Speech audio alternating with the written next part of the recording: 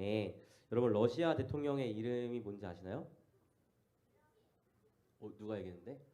맞아요. 푸틴. 우리 초등학생이 잘 알고 있는데 러시아 대통령의 이름은 바이든이 아니고 푸틴이에요. 푸틴. 들어봤어요? 푸틴? 막 곰 타고 다니는 대통령 있잖아요. 지금 러시아랑 우크라이나랑 전쟁 중인데 제가 얼마 전에 기사를 봤는데 이 러시아 대통령 푸틴이 지금 뭐 하고 있는지 아세요? 기사에서 봤어요. 나이가 70이 넘었는데 뭐 하고 있냐면 찬물에 자기의 몸을 담그고 사슴피를 먹고 막 이런대요. 푸틴이 왜 그런 일을 할까요? 기사에 따르면 푸틴이 늙지 않고 죽지 않기 위해서 이런 일들을 하고 있다고 기자가 이야기하더라고요. 몸에 좋다는 건 다 하는 거죠. 그래서 실제로 러시아 과학자들을 시켜서 어떻게 하면 죽지 않을 수 있는지 영생할 수 있는 약을 개발하라고 러시아 대통령이 시켰다라는 기사를 제가 얼마 전에 봤어요. 역사를 돌아보면 참 사람들은 영원히 사는 것에 대해서 관심이 많은 것 같아요. 우리가 잘 알고 있는 진시황 알아요? 진시황? 진시황도 영생하려고 불로초를 찾으러 그렇게 애썼다는 이야기를 우리가 알고 있잖아요. 사실 사람들은 이 죽음에 대한 공포를 가지고 있기 때문에 그로 인해서 좀 영원히 사는 것에 대한 소망을 가지고 있다는 것을 우리가 보게 됩니다. 이런 사람들의 생각 속에서 우리가 볼 수 있는 게 뭐예요? 영생은 영원히 사는 것이다라는 개념이 사람들의 마음 안에 있다는 것을 우리가 보게 돼요. 영생이란 단어의 사전적인 정의가 뭐라고요? 영원히 사는 거. 그 영생이라는 단어의 이 사전적인 정의인데 저는 이것을 여러분에게 묻고 싶은 것이 아니고요. 사실 성경이 이야기하고 있는 영생은 도대체 무엇이냐 이것을 여러분께 묻고 여러분과 함께 이것에 대한 이야기를 나누고 싶어요. 우리가 분명히 예수님을 믿고 이제 예수님이 이 땅에 재림하시면 부활의 몸을 입고 예수님과 함께 영원히 살 거예요. 성경은 이것을 영생이라고 이야기하고 있을까요? 어떻게 생각하세요? 아무 생각이 없나요? 사실 이 예수님이 이 땅에 오신 이후에 부활해서 예수님과 영원히 사는 것은 영원한 삶이 맞지만 성경에서 이야기하는 영생에 조금은 부족한 설명이라고 볼 수 있어요. 왜냐하면 마태복음을 보면 예수님을 믿지 않는 사람도 지옥에서 영원히 산다고 이야기하거든요. 근데 우리가 예수님과 영원히 사는 것과 지옥에서 영원히 사는 것은 다르잖아요. 그렇죠? 그것도 영원히 사는 게 영생이라면 그들도 영생을 누리는 건데 우리와 그들이 누리는 영생은 분명히 다르잖아요. 그렇기 때문에 우리는 성경에서 이야기하는 영생의 진짜 의미가 무엇인지를 우리가 오늘 말씀을 통해서 좀 살펴보아야 해요. 그래서 오늘 말씀은 제가 계속 이야기하지만 요한복음 13장부터 계속해서 어느 시점이라고요? 예수님이 십자가 지시기 바로 전날 밤의 시점에 있다고 했어요. 그래서 오늘 말씀은 예수님이 십자가 지시기 전날 밤에 행하신 기도의 시작이 오늘 말씀이에요. 특별히 오늘은 5절까지만 읽었는데 우리가 오늘 말씀을 살펴봤으면 좋겠습니다. 우리 1절, 2절 같이 읽어볼까요? 1절, 2절. 1절, 2절 같이 읽을게요. 시작. 예수께서 이 말씀을 하시고 눈을 들어 하늘을 우러러 이르시되 아버지여 때가 이르렀사오니 아들을 영화롭게 하사 아들로 아버지를 영화롭게 하옵소서. 아버지께서 아들에게 주신 사람에게 영생을 주게 하시려고 만민을 다스리는 권세를 아들에게 주셨음이로소이다. 아멘. 예수님께서 뭐라고 지금 기도하세요? 아버지여 때가 이르렀사오니 아들을 영화롭게 하소서라고 기도합니다. 여기서 말하는 이 때는 언제일까요? 지금이 어느 시점이라고? 예수님 십자가에 지시기 전날 밤. 이 때는 언제를 이야기해요? 예수님의 십자가의 때를 이야기해요. 즉 예수님께서 이렇게 이야기하는 거예요. 내가 십자가를 질 때가 이르렀사오니 아들을 영화롭게 하사 아버지를 영화롭게 하소서. 예수님이 십자가에 죽으시고 어떻게 되셨죠? 다시 부활하셨죠. 그 부활이 예수님의 영화가 되었고 그 부활하심이 곧 하나님께 영광이 되게 하라는 그런 예수님의 기도라는 것을 우리가 보게 돼요. 그런데 예수님이 이런 일을 왜 하시는가 봤더니 2절에서 하나님께서 예수님께 주신 모든 사람들에게 영생을 주시려고 이런 일들을 행한다라고 예수님께서 말씀하십니다. 자, 그러면 아까 말씀드렸듯이 예수님을 믿지 않는 사람도 지옥에서 영원히 살아요. 그런데 만약에 성경이 이야기하는 영생의 개념이 영원히 사는 것이라면 그것에만 초점이 돼 있다면 예수님의 이런 기도는 무언가 맞지 않은 기도죠. 왜냐하면 예수님이 말하는 영생은 예수를 믿지 않는 사람이 아니고 예수님을 믿는 하나님의 자녀들에게 적용되는 것이 예수님이 이야기하는 영생이기 때문이에요. 그래서 사전적인 의미로 그냥 영원히 사는 것을 성경이 이야기하고 있지 않고 오늘 이제 예수님께서 친절하게 말씀해 주시는데 성경이 이야기하고 있는 영생은 3절에 나와 있습니다. 우리 3절 같이 읽어볼게요. 시작. 영생은 곧 유일하신 참 하나님과 그가 보내신 자 예수 그리스도를 아는 것이다 라고 이야기해요. 뭐라고요? 영생은 유일하신 하나님과 그가 보내신 자 예수를 아는 게 영생이라고 성경은 이야기합니다. 단순하게 영원히 사는 게 영생이 아니라 예수님을 아는 게 영생이라고 성경은 이야기해요. 이런 의미에서 본다면 예수를 믿지 않는 사람들이 지옥에서 영원히 사는 것은 영생이 있는 거예요, 없는 거예요? 없는 거죠. 왜요? 그들은 예수님을 알지 못하니까. 그래서 성경은요, 예수를 아는 것이 영생이라고 이야기하는데요. 그럼 도대체 예수님을 아는 게 무엇일까? 되게 애매하죠. 예수님을 아는 게 영생인데 안다는 말의 뜻은 무엇일까? 사실 구약 성경을 보면 이 안다, 알다라는 이 단어는요, 어떤 의미로 사용되냐면 성관계에 대한 의미로 사용되는 것이 안다라는 의미예요. 우리가 소돔과 고모라 이야기 알아요? 몰라요? 소돔과 고모라? 아브라함의 조카 롯이 살고 있었던 도시가 소돔과 고모라인데 그 소돔과 고모라에서 어떤 일이 있었냐면 소돔과 고모라의 죄악이 너무 심해서 하나님이 소돔과 고모라를 심판하려고 했어요. 근데 아브라함의 조카 롯이 거기 살고 있잖아. 그래서 하나님이 아브라함의 기도를 듣고 그 롯을 구원하기 위해서 소돔과 고모라에 하나님의 천사를 보내요. 근데 하나님의 천사가 어떤 모습으로 나타나냐면 남자의 모습으로 롯의 집에 찾아가서 여기 심판이 있을 거니까 도망치라는 이야기를 해요. 근데 그 하나님의 천사가 롯의 집에 들어간 걸 보고 소돔과 고모라에 있었던 사람들 중에 특별히 남자들이 롯의 집에 찾아가서 뭐라고 이야기하냐면 지금 너네 집에 들어간 그 사람들을 좀 불러와라. 내가 그들을 알고 싶다. 라고 이야기해요. 여기서 말하는 알고 싶다는 게 그 사람들이랑 카페 가서 커피 한 잔 마시면서 MBTI는 뭐가 되세요? 이런 의미로 이야기하는 거라고 생각하세요? 제가 아까 말씀드렸죠. 구약 성경에서 이야기하는 안다는 성적인 관계를 의미한다고. 소돔과 고모라에서 이 사람들이 하나님의 천사를 알고 싶다라고 이야기한 그 말은 동성애적인 행위를 하고 싶다라는 의미로 사용돼요. 그만큼 소돔과 고모라가 얼마나 죄에 타락한 도시인지를 우리가 말씀을 통해서 보게 되는 것이죠.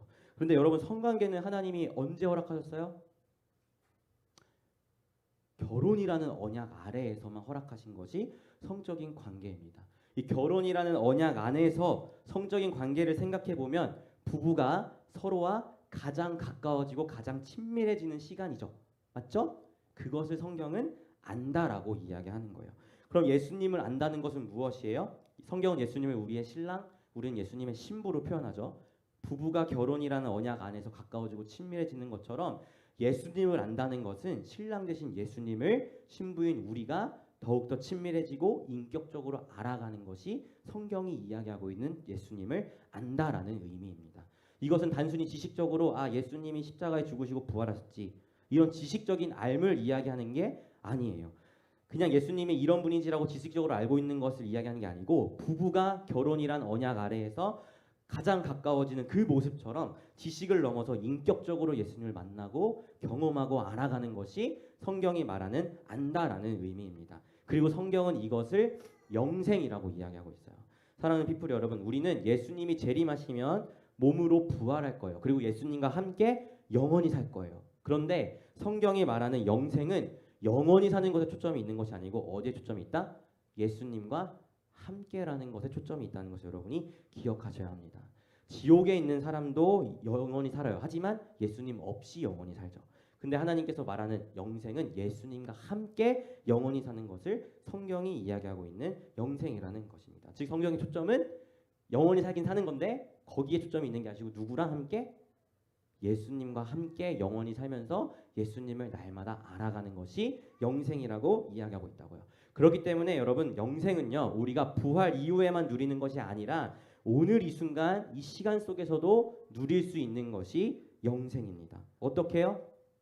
예배를 통해서 기도를 통해서 찬양을 통해서 우리가 주님을 알아가고 있잖아요. 때로는 말씀을 통해 지식적으로 알아가기도 하고 찬양 가운데 기도 가운데 뜨겁게 감정적으로 알아가기도 하고 또 의지를 들어 예수님께 고백하면서 알아가기도 하고 그런 모든 것들을 통틀어서 인격적으로 예수님을 알아가는 이 모든 시간이 우리가 영생을 누리는 시간이라는 것을 우리가 기억하셨으면 좋겠습니다. 사랑하는 피플 여러분 예수님을 믿고 영원한 생명을 얻으셨나요? 아멘이에요? 그러면 저희가 여러분 다시 거꾸로 물어볼게요. 여러분은 예수님을 믿고 예수님을 알아가고 계신가요? 이것이 우리가 방금 고백한 영원한 생명을 누리고 있다라는 뜻입니다. 여러분 성경이 말하는 영생의 초점은 영원히 사는 것 거기에만 있지 않고 더 추가적으로 그 메인 초점은 예수님과 함께 예수님을 아는 것에 초점이 있다고 말씀드렸어요. 여러분이 오늘 이 순간 이 자리에서 예수님을 알아가지 않는다면 영생을 누리고 계시지 못한 겁니다. 오늘 예배를 통해서 여러분이 영생을 누릴 수 있었으면 좋겠어요. 오늘 말씀 4절 5절을 우리 한번 같이 읽어봤으면 좋겠는데 4절 5절 같이 읽어볼게요. 시작. 아버지께서 내게 하라고 주신 일을 내가 이루어 아버지를 이 세상에서 영화롭게 하였사오니 아버지여 창세전에 내가 아버지와 함께 가졌던 영화로서 지금도 아버지와 함께 나를 영화롭게 하옵소서. 아멘. 예수님께서 뭐라고 말씀하세요?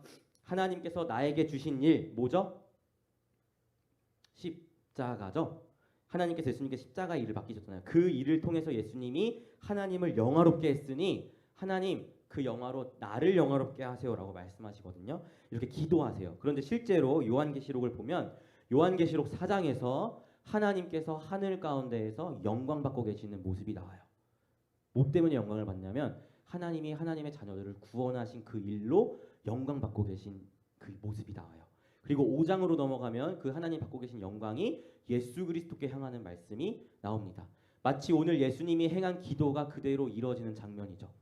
예수님께서 십자가의 죽으심으로 하나님이 영광 받으시고 그 영광을 나에게 돌려주세요라고 예수님께서 기도하시는 것처럼 계시록에서 그렇게 나와 있어요. 그리고 계시록이 그런 말씀을 우리에게 주는 이유는 지금도 하나님과 예수가 하늘에서 그 구원으로 인하여 영광을 받고 계시니 그 하나님과 예수님을 날마다 예배함으로써 이 땅을 살아가라라는 말씀으로 우리에게 행하시는 말씀이에요. 즉 예배를 통하여 그분의 구원하심을 바라보며 예수님을 날마다 알아갈 것을 성경이 말씀하고 있다는 것을 우리가 보게 됩니다.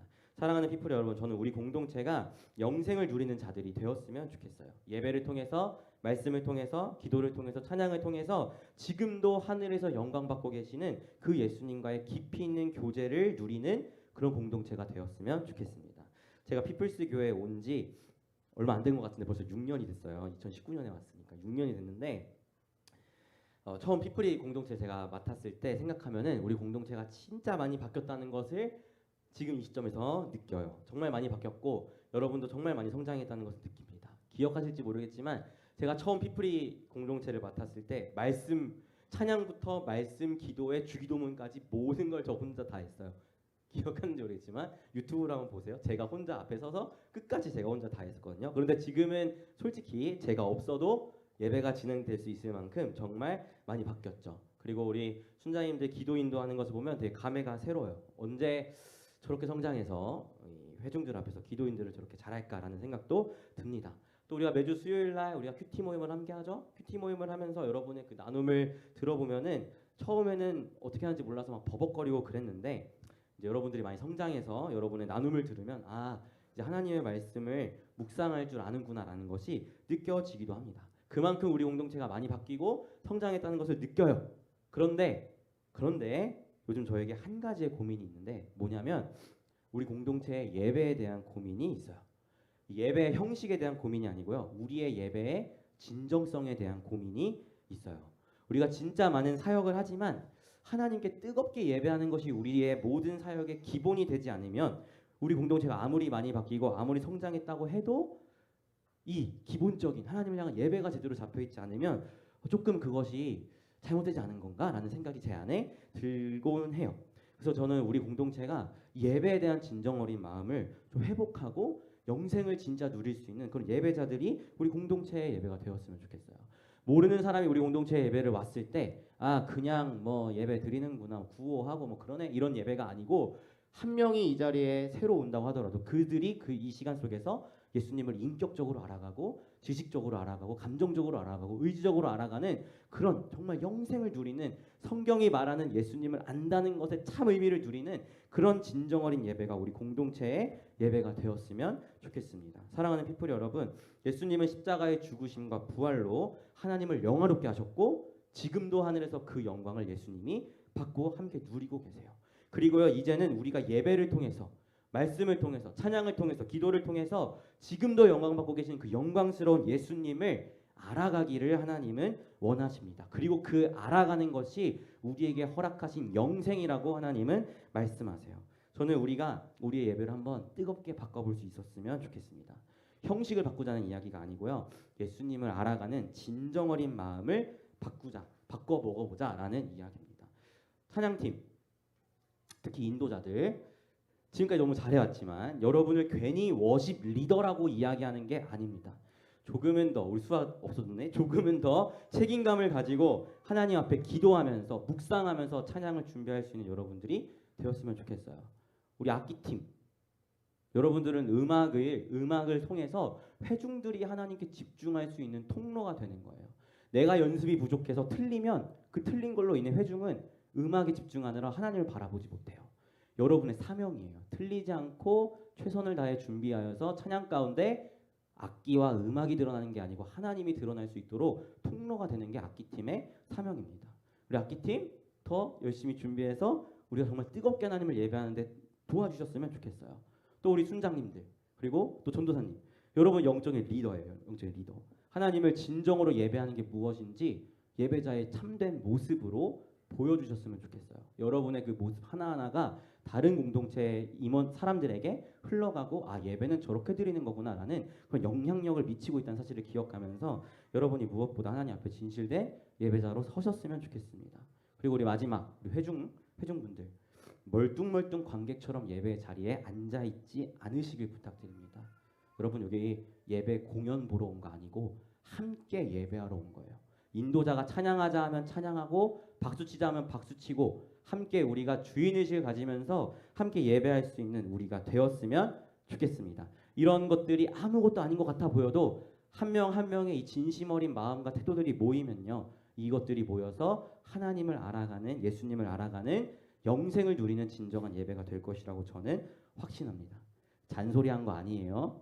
기분 나빠지 마세요. 그냥 모두에게 다 한 번씩 그런 사명들이 있다는 것을 알려드린 거예요. 알겠죠? 한 명 한 명 이렇게 한 파트마다 알았죠? 마음 어려우면 찾아와요. 제가 사과하도록 하겠습니다. 어쨌든 사랑하는 피플 여러분, 우리 예수님을 뜨겁게 알아갈 수 있었으면 좋겠습니다. 우리 예배를 통해서 말씀을 통해서 기도를 통해서 찬양을 통해서 예수님이 성경에서 이야기하고 있는 예수님을 아는 것, 그 영생을 뜨겁게 누리며 나아가는 우리 공동체가 되었으면 좋겠습니다. 이런 은혜가 우리 공동체 가운데 넘쳐나기를 예수님의 이름으로 소망합니다. 아멘. 네, 제가 기도하고 우리 같이 기도했으면 좋겠습니다. 하나님, 그렇습니다. 영생은 곧 유일하신 하나님과 그가 보내신 자 예수 그리스도를 아는 것입니다. 우리가 예배와 말씀과 기도와 찬양을 통해서 뜨겁게 하나님을 알아가는 영생을 누리는 자들이 되었으면 좋겠습니다. 우리가 진정 어린 마음으로 이 시간 가운데 임할 수 있도록 인도하시고 우리가 각자 맡은 분야 하나하나를 섬길 때에 대충 형식적으로 행하는 것이 아니라 하나님을 향한 진정 어린 마음으로 임하여서 우리 공동체의 예배가 정말 하늘에서 지금도 영광받고 계시는 그 예수 그리스도의 영광을 알아가며 영생을 누리는 그런 시간들이 될 수 있도록 인도하여 주시옵소서. 감사드리며 예수님의 이름으로 기도합니다. 아멘.